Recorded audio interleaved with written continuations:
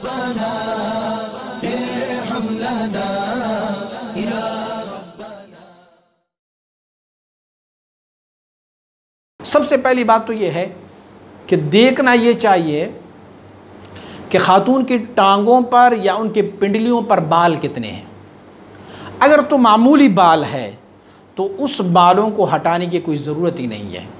क्योंकि मैं पहले अर्ज़ कर चुका हूँ कि शैतान ने अल्लाह रब्बुल इज़्ज़त से ये बात की थी कि मैं इन बंदों को वला आमुरन्नहुम फलयुग़य्यिरुन्न खल्क़ल्लाह, मैं उनको अमर करता जाऊँगा और ये लोग जो है अल्लाह की तख्लीक़ में तग़यीर करते जाएंगे। तो बाल जो है वो कम बाल औरत पर, उनकी जिस्म पर, तो वो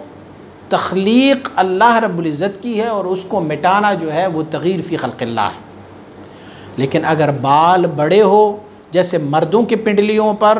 मर्दों की टांगों पर बाल होती है, तो इस तरह अगर बाल हो तो उनकी इज़ालत, उसको ख़त्म करने में कोई हर्ज नहीं है, क्योंकि ये मुशाबहत फिर मर्दों के साथ आती है। और मर्द जो उनका शौहर होता है वो अक्सर व बेशतर इस बात से मुतनफ़िर होता है कि वो औरत की जिस्म पर बाल देखे। जैसे मैंने पहले अर्ज़ किया था कि अगर किसी खातून की चेहरे पर दाढ़ी निकल आए या उनकी मूंछें निकल आए या बाल कोई और ऐसे निकल आए उनकी जिस्म चेहरे पर, तो फिर उनको थ्रीड करना जायज़ है। और मैंने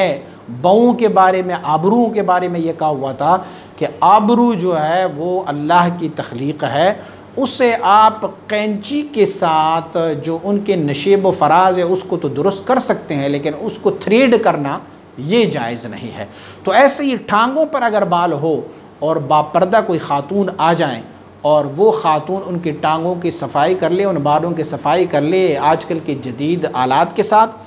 या फिर किसी ऐसी चीज़ के इस्तेमाल से कि उनके बाल वहाँ से ख़त्म हो जाए, तो उनके लिए शर्त यह है कि वह बाल इतने बड़े हो जैसे मर्दों के टांगों पर बाल हो। तो अगर इतने बड़े बड़े बाल हो और वो मर्द को मुतनफ़िर करते हैं तो फिर उन बालों का हटाना जो है वो जायज़ है। और वो ख़वातीन जो इनके ट्रेनर है और जिनको ये वजीफ़ा और ड्यूटी है तो फिर वो उनसे करवा सकती है, लेकिन उसमें से हिजाब शरई होने चाहिए, बिला ज़रूरत जो है ये काम नहीं करना चाहिए। अगर बाल बिल्कुल छोटे हो टांगों पर और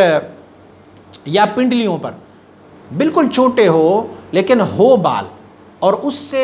मियाँ या उनका शौहर जो है मुतनफ़िर नहीं हो रहा उसमें से, तो फिर उनको हटाने की इजाज़त नहीं है। लेकिन बाल अगर बड़े हो तो फिर उसको किसी ट्रेनर ख़ातून से अपने घर बुला के, या उनकी जो सेंटर होती है वहाँ पर बापर्दा माहौल हो तो फिर वहाँ पे थ्रेड कर सकती है।